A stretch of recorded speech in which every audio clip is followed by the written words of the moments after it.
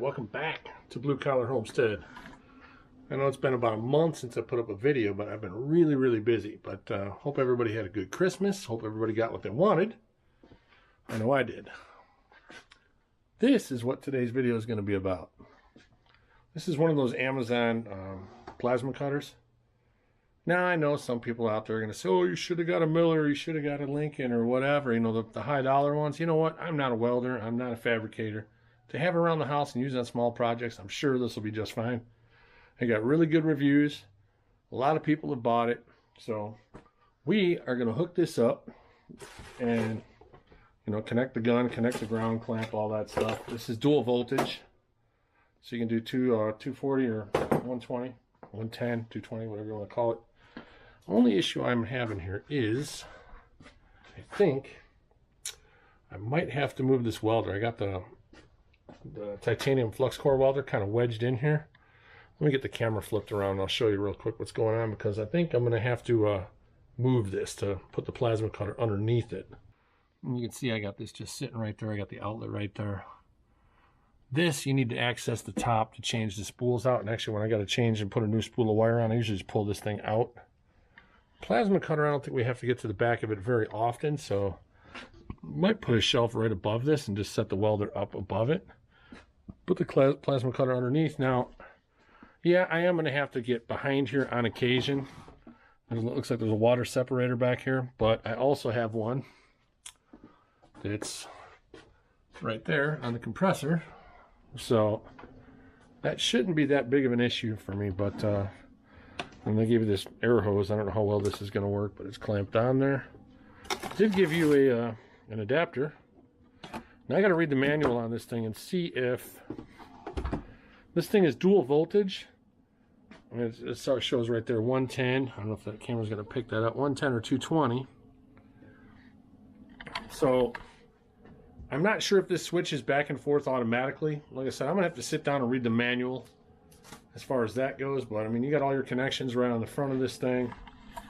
It's an all digital display. You got all your adjustments here and stuff like that. So let me get this thing put back in the hole there and get a shelf and get that all set up. Read the manual, and then we're going to go through this thing and we're going to see how it works. So stick around. It's going to get interesting. All right.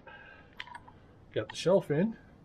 You can see I got the flux core welder up here, the plasma cutter down here, and then this guy way down there is the good old-fashioned arc welder. So apparently, after plugging this thing in, right now I'm running it on the 110 setting. Apparently it flips back and forth. It just figures out what voltage you're getting when you plug it in, and it does its thing, I guess. So I'm going to run it on 110 because we're not cutting anything real big. Plus my compressor here runs off of the 220 outlet, 240, whatever you want to call it. But should the need come where I need to plug it into the bigger outlet to get something more power to cut something thicker, I'll drag out the little compressor and hook it up to that. But this should be good. So let me get the camera flipped around and we're going to give this thing a whirl and see how it works. All right, I got the machine set, and let me see here. It's on 40 pounds of pressure out of the air compressor and 20 amps on the setting. This is like I don't know, probably 3/16 or maybe a little less, but 20 amps and 40 might be a little overkill, but let's give it a try and see what happens.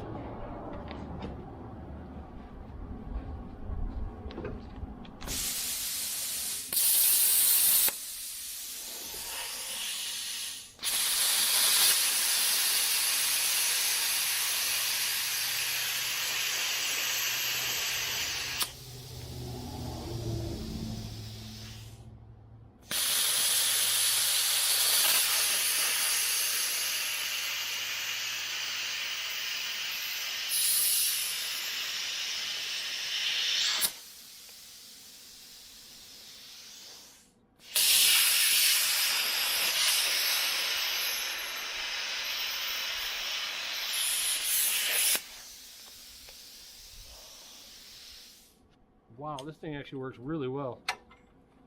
That was without a straight edge or anything, but it just buzzed through that like nothing. Not bad. I mean, this thing, I want to say this machine was only around 200 bucks or something, but you know, for just around the house, I'd say that's pretty good. You're gonna save, I'll save a ton of money on grinding wheels and saw blades, but definitely worth the money. I would definitely recommend getting one of these if you do a lot of metal work or whatever. But like I said, I mean, I'm by no means going to do this professionally. This is just something to have around the house. So this thing does work good though, so hopefully it lasts a long time and, you know, keeps up with everything I want to do. So pretty interesting though. Yeah, I would definitely recommend this. This was the Bestarc. I think it was the let me go see what the number was on the model number. This is the Bestarc. This is the BTC 500 DP. It's the 110 220 volt. So this one it'll do either voltage. So I mean, I got that one because I have access to either voltage in my garage.